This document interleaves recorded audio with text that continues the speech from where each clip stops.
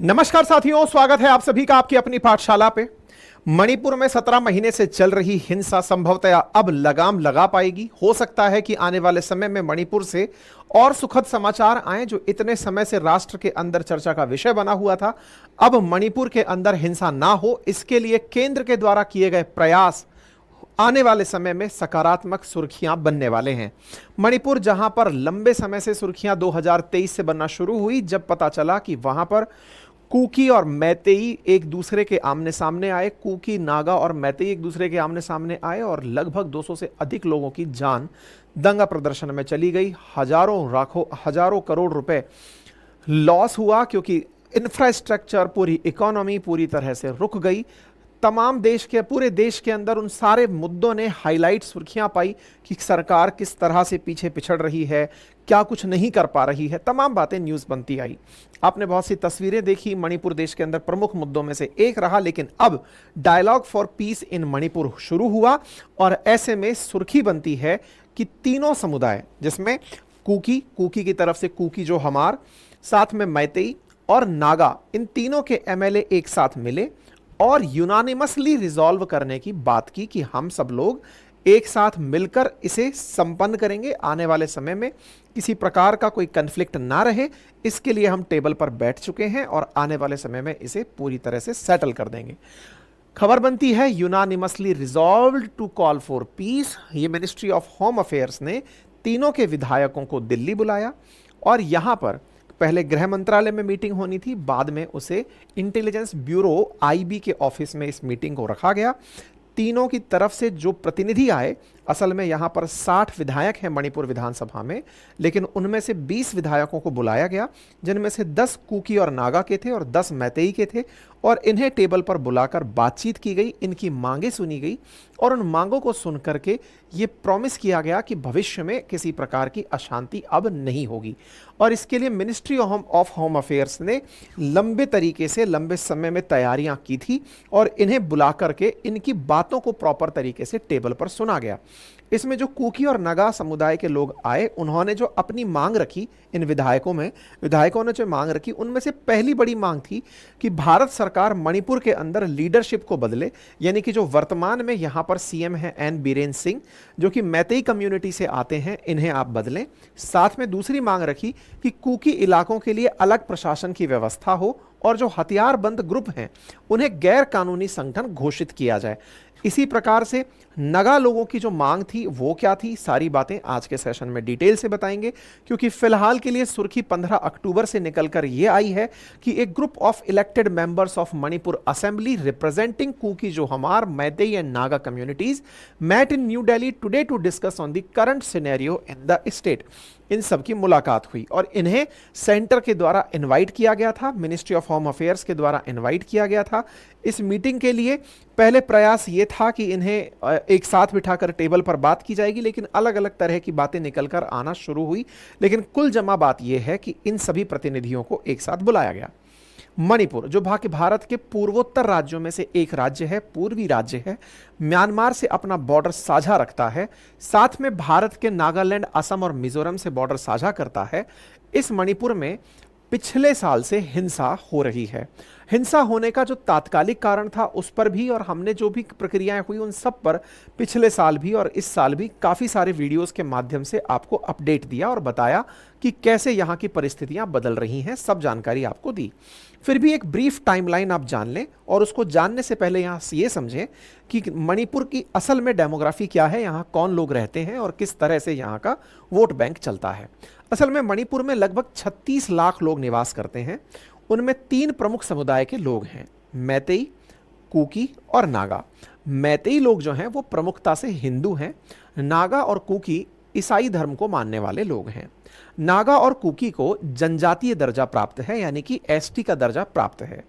मैतेई यहां पर काफी ज्यादा प्रभावशाली ग्रुप है, जिनके पास विधानसभा में 60 में से 40 विधायक हैं।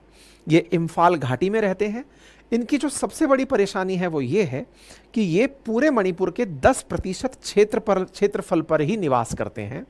बाकी जो बचा क्षेत्रफल है उस पर एसटी कम्युनिटी, जो कि नागा और कुकी हैं, इनका नियंत्रण है।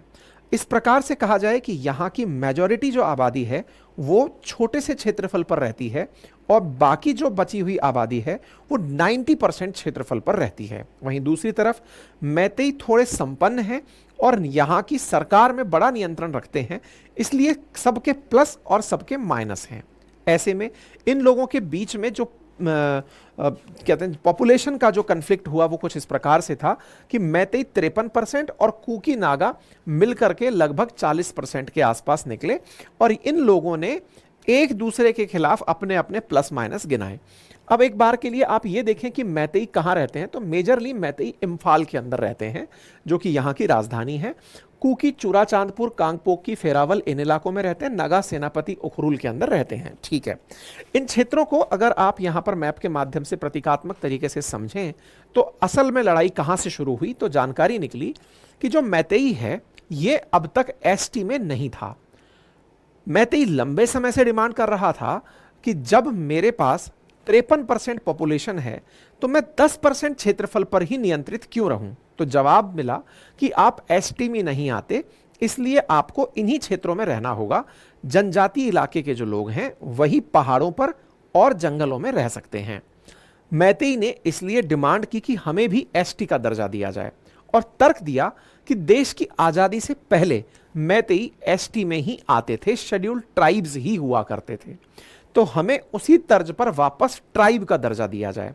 और इन्होंने अपनी मांग को सरकार के सामने उठाते उठाते हाईकोर्ट के सामने भी रखा और हाईकोर्ट ने इनकी मांग को फाइनली ये कहते हुए मान लिया कि केंद्र के अंदर जो जनजाति मंत्रालय है उसके द्वारा भी कोई रिकमेंडेशन मैतेई के लिए आई है क्या। तो जवाब हाँ में था कि हाँ, मंत्रालय जनजाति भी ये चाहता है कि उनके में भी ये मैतेई जो हैं ये जनजाति हैं, तो जनजाति हैं तो बोले जनजाति के हिसाब से इन्हें भी आरक्षण एसटी में दे दिया जाए। यहां सरकारी नौकरियों में आरक्षण चाहने से ज्यादा इस पूरे क्षेत्रफल में बसने के लिए आरक्षण चाहा जा रहा था कि भाई जिस तरह से हम एक पर्टिकुलर क्षेत्र तक सीमित हैं वो क्षेत्र तक सीमित ना रहकर अन्य क्षेत्रों में भी विस्तृत हो जाएं। ये असली बड़ी मंशा थी उन लोगों की जो कि केंद्र में यानी कि इम्फाल में रह रहे थे। हाईकोर्ट के द्वारा दिए गए इस फैसले के बाद हिंसा शुरू होती है 3 मई 2023 से। असल में 20 अप्रैल के आसपास यह हाईकोर्ट का फैसला आता है।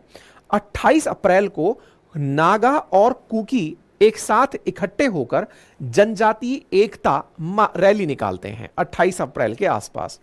ये जब रैली निकालते हैं तो जनजातीय एकता के नाम पर ये दर्शाते हैं कि हम मैतेई को अपने अधिकार नहीं लेने देंगे। पहले ही मैतेई 60 में से 40 सीटों पर विधानसभा में नियंत्रण रखते हैं, अब ये क्षेत्रफल पर भी नियंत्रण रख लेंगे तो हमारे अधिकारों का उल्लंघन होगा। वहीं मैतेई का कहना था कि जो कुकी और नागा हैं इन्होंने पहाड़ों पर रहकर पहाड़ों पर इल्लीगल अफीम की खेती की है और ड्रग्स की खेती करके ये अब जो वो बना हुआ है गोल्डन ट्रायंगल बना हुआ है म्यांमार लाओस के माध्यम से, बोले उनको ये ड्रग्स सप्लाई करते हैं और उन्हीं ड्रग्स को बेचकर ये वेपन खरीदते हैं। जंगलों में जबरदस्ती इन्होंने पेड़ काट करके अपने स्थान बना लिए और वहां पर अब अफीम की खेती करते हैं। ऐसे कह करके इन्होंने मुख्यमंत्री वीरेंद्र सिंह के माध्यम से एक और मिशन एक्टिवेट करवाया और वो मिशन था जंगलों की सफाई का कि अगर कहीं पर इस प्रकार की इल्लीगल खेती हो रही है तो उसे हटाया जाएगा, एनक्रोचमेंट कहीं हो रहा है तो उसे हटाया जाएगा। मुख्यमंत्री के द्वारा जंगलों की सफाई अभियान जो कि वन विभाग के माध्यम से शुरू हुआ और एक तरफ से इन्हें मिल रहा एसटी का दर्जा, ये पूरी तरह से इन्हें भड़काने के लिए पर्याप्त था क्योंकि इन्हें लगा कि इनके क्षेत्रफल पर अब मैतेई लोग आकर कंट्रोल कर लेंगे। बस इस जमीन की लड़ाई ने इस बात को बहुत बड़ा बना दिया। 28 अप्रैल को हुए प्रदर्शन थोड़े हिंसक हुए, बाद में मैतेई जब रिटेलिएट करने के लिए आए तो हिंसा और बढ़ गई और इस चुरा चांदपुर की घटना ने पूरे देश के अंदर सुर्खियां बटोर ली। सुर्खियां इस बात की थी जब 2 महिलाओं को, जो बाद में पता चला कि कुकी समुदाय से थी, उन्हें निर्वस्त्र करके घुमाया गया। फिर पूरे देश के अंदर एक प्रकार से मणिपुर की हिंसा पर केंद्र को और मणिपुर के मामले में लोगों को बोलने के लिए कहा गया कि भाई क्या हो रहा है, सरकारें कर क्या रही हैं। चूंकि एन बीरेन सिंह की जो सरकार है वो बीजेपी की सरकार है, ऐसे में विपक्ष हमलावर हुआ कि भाई आप इस मामले में कैसे चुप रह सकते हैं। केंद्र सरकार इस मामले को शांत करने के लिए कुछ प्रयास क्यों नहीं कर रही है? असल मामले में हाईकोर्ट के फैसले से शुरू हुआ यह प्रदर्शन हिंसक होता चला गया। दोनों पक्ष एक दूसरे के ऊपर गोलीबारी करना शुरू कर दिए, जहां तहां सरकारी संपत्तियों को नुकसान पहुंचाया, इंटरनेट की बंदी हुई और तमाम प्रकार की सिक्योरिटी फोर्सेस यहां पर अप्लाई की गई। उन तमाम चीजों ने आज का दिन प्राप्त कर लिया है। लगभग 17 महीने इस घटना को बीत चुके हैं। आज आप इस सुर्खी को सुन रहे हैं कि ये तीनों लोग टेबल पर बैठ करके एक दूसरे के साथ हैंडशेक कर लिए हैं। ठीक है, तो मैंने आपको ये सारी गणित यहां पर बता दी, क्या कुछ हुआ, कैसे हुआ, और ये सारा कंटेंट हम अपनी पाठशाला.com जो वेबसाइट है उस पर भी आप लोगों को कई बार डाल चुके हैं और फिर से एक बार शेयर कर देंगे। ये सारी जानकारी हमने आपको बता दी। और एक इंटरेस्टिंग बात यहां पर जानने योग्य है और वो ये है कि मैतेई कम्युनिटी का ये तर्क है कि जो राजा हुआ करते थे यहाँ के, जो मणिपुर के थे, उन्होंने कई सालों पहले म्यांमार से कुकियों को युद्ध लड़ने के लिए बुलाया था। ये म्यांमार से आए हुए लोग हैं, ओरिजिनल लोग नहीं हैं यहाँ के। अच्छा, इंटरेस्टिंग ये है कि म्यांमार से आए हुए हैं और यही कारण है कि आज जब म्यांमार के अंदर सिविल वॉर जैसी सिचुएशन है, किस प्रकार से आर्मी का वहां शासन चल रहा है, तो वहां से बड़ी संख्या में विस्थापित होकर लोग भी मणिपुर में एंट्री करते हैं और वो कुकी से बड़ा पर्सनल टच रखते हैं, कनेक्टिविटी रखते हैं, क्योंकि दोनों एक ही कम्युनिटी के लोग हैं। इन पहाड़ों पर कभी नागा कम्युनिटी रहा करती थी, तो नागाओं की जगह कुकियों ने ले ली।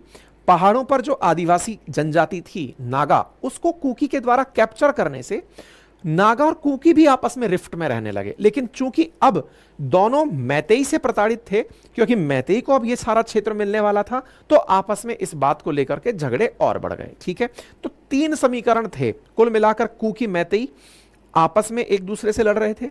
नागा कुकी भी अंदर से तो एक दूसरे से परेशान ही थे, लेकिन चूंकि एसटी मिलेगा तो चलो अपन दोनों एक हो जाते हैं। और नागा और मैतेई में ऑटोमेटिकली जनजाति वर्सेस नॉन जनजाति की रफ्त थी। तो इस प्रकार से यहां पर चीजें होना शुरू हुई। अच्छा, इंटरेस्टिंगली ये बात याद रखने योग्य है, जैसे 370 आप कश्मीर के लिए याद रखते हैं, ऐसे ही 371C आप मणिपुर के लिए याद रखें। मणिपुर के लिए पहाड़ी जनजातियों को एक विशेष दर्जा और सुविधा मिली हुई है, जिसमें जनजातियों को ही उस क्षेत्र में रहने का अधिकार है। कोई भी आउटसाइडर जाकर वहां नहीं रह सकता, विशेष रूप से मैतेई समुदाय भी वहां जाकर नहीं रह सकता। लैंड रिफॉर्म एक्ट की वजह से मैतेई समुदाय पहाड़ी इलाकों में जमीन खरीदकर बस नहीं सकता, जबकि जनजाति के जो लोग हैं वो पहाड़ों से आकर के लैंड जगह पर आकर बस सकते हैं। ठीक है, तो ये सारी चीजें हैं। फिर ये सुर्खी बनना शुरू, क्योंकि मैतेई लंबे समय से यही डिमांड कर रहे थे कि भाई आपने लैंड रिफॉर्म एक्ट तो ला दिया, 371C के तहत उधर तो वो लोग पूरा यूज कर लें और वो हमारा भी लैंड यूज कर लें और हम उधर ना जा पाएं। इसके लिए लंबे समय से मैतेइयों के द्वारा डिमांड की गई। डिमांड्स की काफी सारी सुर्खियां और कटिंग्स यहां पर आप देख सकते हैं। ऐसे में मणिपुर की डिमांड एसटी के अंदर काफी ज्यादा सुर्खी बदलती गई, बनती गई। अप्रैल 20 को जाकर मणिपुर हाईकोर्ट ने फैसला किया और कहा कि भाई मैतेई कम्युनिटी को शेड्यूल्ड ट्राइब लिस्ट में डाल दो। बस यही वो 20 अप्रैल था, जिसके बाद हिंसा 28 अप्रैल को शुरू हुई और इसके लिए the indigenous tribal leader forum ने चुराचांदपुर में 8 घंटे के बंद का ऐलान किया। बंद हिंसक हो गया और उसी रात तुईबोंग इलाके के अंदर उपद्रवियों ने वन विभाग के ऑफिस को आग लगा दी। वन विभाग का मतलब समझ गए, क्योंकि वन विभाग सफाई कार्यक्रम चलवा रहा है। 27-28 अप्रैल को हिंसा में मुख्य रूप से पुलिस और कुकी आदिवासी आमने सामने हो गए। ठीक 5वें दिन 3 मई को all tribal student union of Manipur ने आदिवासी एकता मार्च निकाला। यह मैतेई समुदाय को एसटी का दर्जा देने के विरोध में थे और यह पूरी तरह से जो ट्राइबल्स हैं वर्सेस नॉन ट्राइबल्स हैं, इनकी लड़ाई में कन्वर्ट हो गया। हिंसा धीरे धीरे 4 मई को जो घटना हुई उसके अंदर 1000 से अधिक हथियारबंद भीड़ ने कांगपोक की इलाके के अंदर एक गांव पर हमला कर दिया। मकानों में लूटपाट की गई, हत्या की गई, 2 महिलाओं को निर्वस्त्र करके घुमाया गया। यह घटना 4 मई की बताई गई, लेकिन यह मतलब पूरे देश के अंदर आक्रोश के रूप में फैल गई। उसकी कुछ तस्वीरें आई, कुछ इस प्रकार से आग लगने की घटनाएं सुर्खियों के अंदर लंबे समय से रही। मोबाइल इंटरनेट बंद कर दिए गए और मैतेई समुदाय, मतलब वजह जो थी वो मैंने आप लोगों को प्रॉपर तरीके से बता दी है कि क्या वजह थी। ठीक है, पूरी तरह से मणिपुर पूरे देश का अटेंशन अपनी तरफ पा रहा था। परिणाम यह निकला कि मानव जीवन की हानि हुई, महिलाओं पर हिंसा हुई, आर्थिक नुकसान हुआ, उग्रवाद बढ़ा, पड़ोसी देशों के साथ हमारा तनाव बढ़ा, क्योंकि हम म्यांमार को जिम्मेदार ठहरा रहे थे और जो पूर्व की तरफ हमारा म्यांमार की तरफ या फिर जो हमारे आसियान कंट्रीज हैं उनकी तरफ जो अटेंशन था उस पर नकारात्मक असर पड़ा और आंतरिक विस्थापन हुआ। बड़ी संख्या में जो प्रभावित थे वो दूसरे राज्यों के अंदर जाने लगे। 60,000 से अधिक लोग विस्थापित हुए। 36 लाख कुल आबादी है। वहां पर यह हालात बात के डेटा निकलकर आने लगे। इस बीच में गृह मंत्री के द्वारा अपील की गई लोगों को कि भाई शांति आप स्थापित करें, इस मामले को राजनीतिक ना बनाएं। ऐसे में गृह मंत्री का फिर यहां पर दौरा भी हुआ और उन्होंने अपने स्तर पर सब चीजें समझाने का प्रयास किया, लोगों को बुलाया, टेबल पर बुलाया, गृह मंत्रालय ने प्रॉपर तरीके से यहां के सीएम के साथ वार्ता करी, फोर्सेस उतारी, फोर्सेस के माध्यम से, बल प्रयोग के माध्यम से इनके बीच के रिफ्ट को कंट्रोल करने का प्रयास किया। लेकिन कांग्रेस ने कहा कि मोदी गवर्नमेंट जो है वो इस मामले के ऊपर ज्यादा अच्छे से फोकस नहीं कर रही है, तो ये बीजेपी वर्सेस कांग्रेस हुआ। संसद में यह मामला बहुत उठा। कुल मिलाकर बार बार मांग ये उठी कि प्रधानमंत्री मणिपुर अभी तक क्यों नहीं गए, जबकि उनकी अपनी पार्टी की सरकार है। ऐसे में बड़ी कारण जो निकलकर आए कि मणिपुर मतलब कैसे इस तरह की स्थितियों में पहुंच गया, तो बोले साहब मुख्यमंत्री जो हैं उनको बनाए रखने का जो फैसला था संभवतः इससे लोग भड़के हुए थे, क्योंकि मुख्यमंत्री ने ही कहा था कि जंगलों की सफाई करवाओ, ऐसे राष्ट्रपति शासन की यहां मांग होने लगी। ये सब चीजें यहां पर बुरी तरह से होने लगी और पड़ोसियों का भी इंटरफेरेंस तो है ही। बांग्लादेश की तरफ से यहां पर इंटरफेरेंस था, म्यांमार की तरफ से था, चाइना की तरफ से था, तो एक प्रकार से पूरा इंटरफेरेंस यहां रहा। बांग्लादेश की तरफ से जो यहां पर कुकी चिन नेशनल फ्रंट है वो सक्रिय होकर मणिपुर में स्थिरता फैलाना शुरू कर दिया। चीन जो है वो अपनी अराकान सेना के माध्यम से, यूनाइटेड वे स्टेट आर्मी के माध्यम से यहां पर हथियार पहुंचाना शुरू कर दिया। म्यांमार यहां पर हिंसाग्रस्त क्षेत्रों में जो विस्थापित थे उनको प्रभावित करना शुरू कर दिया। यानी मणिपुर एक तरह से इंटरनेशनल मुद्दा हमारे देश में बना। अब जब इस सुर्खी को आप देखते हैं तो इस सुर्खी के बहुत मायने हैं, क्योंकि अल्टीमेटली ये तीनों ही फैक्शंस अब बैठ करके चर्चा कर रहे हैं, शांति की बात कर रहे हैं। ऐसे में गृह मंत्रालय के द्वारा इन तीनों को लेकर बुलाना और एक शांति का रास्ता ढूंढना एक सराहनीय कदम है।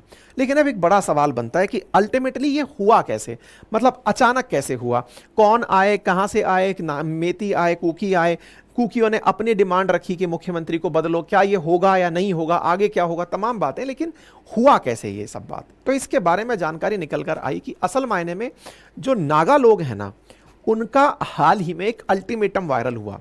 नागा काउंसिल 7 नए जिले जो बने हैं मणिपुर में उनके खिलाफ है। नागा लोगों का कहना है कि आप लोगों ने जो नए जिले बनाए हैं वो नागाओं को कुकीज के सामने माइनॉरिटी में डाल रहे हैं। जिन क्षेत्रों में 2016 के अंदर असल में क्या हुआ था, राज्य के अंदर 7 नए जिले बनाए थे और इन 7 नए जिलों में ऑलरेडी नागा भी रहते हैं, लेकिन अब ये कुकी बहुल हो जाएंगे। कुकी बहुल होने से नागा यहां पर लिमिटेड रह जाएंगे। नागा अपने आप को कुकियों से भी पुराना मानते हैं कि भाई हम कुकी से पुराने हैं, तो हमारी पहचान संकट में आ रही है। नागाओं ने अल्टीमेटम दिया कि हमारा ये जो 7 जिले 2016 में बनाए गए थे इन्हें आप या तो वापस लो, अगर वापस आप नहीं लोगे तो जो नेशनल हाईवेज आते हैं मणिपुर में हम उन्हें बंद कर देंगे। 15 दिन का अल्टीमेटम दिया गया। नेशनल हाईवे यहां पर नागालैंड से एंट्री करता है, तो बोले आसाम और नागालैंड, बोले हम इनको बंद कर देंगे क्योंकि ये नागा बहुल इलाकों से होकर गुजरता है, बोले हम इनके ऊपर रोक लगा देंगे। इससे एक तरह से सरकार एक्शन में आ गई कि नागाओं की डिमांड है, अगर नहीं किया 15 दिन के अंदर तो फिर से एक और मणिपुर में हिंसा समय लेगी और इस बार लोग फाइनेंशियली भी बहुत बुरी तरह टूट जाएंगे क्योंकि रास्ते जाम हो जाएंगे। रास्ते जाम करने के अल्टीमेटम पर सरकार फिर से सक्रिय हुई। सबको बुलाया गया कि भाई टेबल पर आओ, चर्चा करते हैं, क्या चाहते हो, सारी बातें बिठाते हैं। तो ऐसे में सरकार के पास में वहां की कैबिनेट की तरफ से, यानी कि मणिपुर की कैबिनेट की तरफ से केंद्र सरकार के पास प्रस्ताव भेजा गया कि सर इन सबको टेबल पर बुलाया जाए, सबकी डिमांड सुनी जाए और इन सबको बैठाकर बात की जाए। कि कुकी जो काउंसिल जो है ये असल मायने में कुकियों के लिए बनी हुई काउंसिल है, जिन्होंने कुकियों के विधायक शामिल हैं। ऐसे में अमित शाह जी के साथ में वीरेंद्र सिंह जी की भी मुलाकात हुई, सारी बातें हुई और अल्टीमेटली मिलकर के ये डिसीजन लिया गया कि सबको टेबल पर बिठाते हैं और इनसे बात करते हैं। मणिपुर को लेकर के रोड मैप तैयार हुआ। इस बात का फिलहाल कांग्रेस के द्वारा स्वागत किया गया और कहा गया है कि भाई लीडरशिप ने अपनी एब्सेंस दिखाई है, अदरवाइज ये काम पहले ही हो गया होता, इतना ज्यादा देर लगने की आवश्यकता नहीं थी। खैर, देर से आए दुरुस्त आए और इनकी जो डिमांड्स हैं सरकार उन पर क्या एक्शन लेती है, क्या वाकई में वहां सीएम बदल देंगी, क्या कुकियों की जो अपने क्षेत्र में शासन की मांग है क्या उसे मान लेंगी, क्या 7 जिले पलट दिए जाएंगे, क्या एसटी का दर्जा बहाल रखा जाएगा, ये अभी भविष्य के अंदर है। अभी सब लोग बैठकर टेबल पर अपनी डिमांड रखकर गए हैं। सरकार, केंद्र सरकार कितना मानती है, लोकल गवर्नमेंट कितना मानती है, ये आने वाला समय बताएगा। बाकी आप इस विषय पर क्या सोचते हैं, अपनी राय कमेंट बॉक्स में जरूर बताएं। चैनल पर नए हैं तो चैनल को जरूर सब्सक्राइब कर लें, ठीक है साहब। बाकी